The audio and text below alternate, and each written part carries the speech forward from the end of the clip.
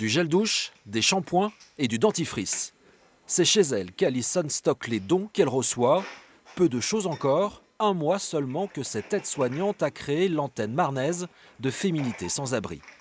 À portée de main aussi, ses serviettes et tampons, le moteur d'un engagement né un jour d'octobre dernier, à Reims. Je l'ai pris en pleine face en accompagnant une famille de réfugiés et quand j'ai vu ces jeunes filles qui n'avaient vraiment pas accès du tout, qui n'avaient rien et qui utilisaient des chaussettes ou des journaux, du linge sale, je me suis dit il y a vraiment quelque chose à faire.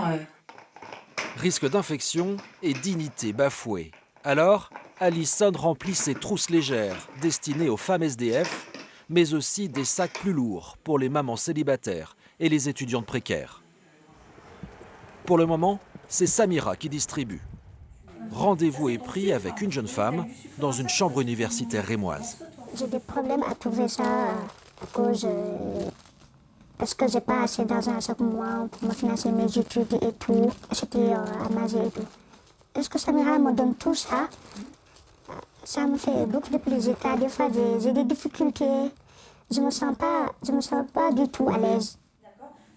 15 € par mois en moyenne, les règles ont un coût, une détresse pour certaines, peu prise en compte aujourd'hui. Les personnes ont l'habitude de demander des dons alimentaires, des dons vestimentaires, ce qu'on n'a pas de difficulté à trouver. Par contre, ce genre de produits, on ne pense pas forcément à nous les mettre dans nos colis. Et c'est vrai qu'avec le fait de travailler avec Alison en partenariat direct, on a la possibilité d'avoir ce genre de petits kits à remettre directement à nos bénéficiaires. Peu de relais encore, mais les choses bougent.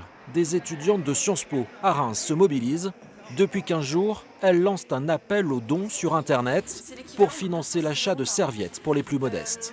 Ne pas pouvoir s'acheter des protections hygiéniques atteint l'intégrité des femmes et les met dans une position de précarité menstruelle. Pour elles, un acte solidaire, un acte féministe aussi. On a voulu depuis toujours un peu occulter les règles, occulter nos besoins primaires, parce que c'est pas forcément glamour, parce que c'est pas sexy, parce que les hommes n'ont pas forcément envie d'entendre parler de ça, alors que c'est nous, enfin c'est les femmes quoi. La femme qui reste propre, qui reste rangée, et au bout d'un moment il faut dire non, on a nos règles, on a besoin de financer ça, ça a un coût extrêmement cher et on en a marre de ce tabou. La précarité menstruelle, à mi-chemin entre enjeux sociaux et culturels, Alison espère pouvoir bientôt fournir plus de trousses aux associations partenaires.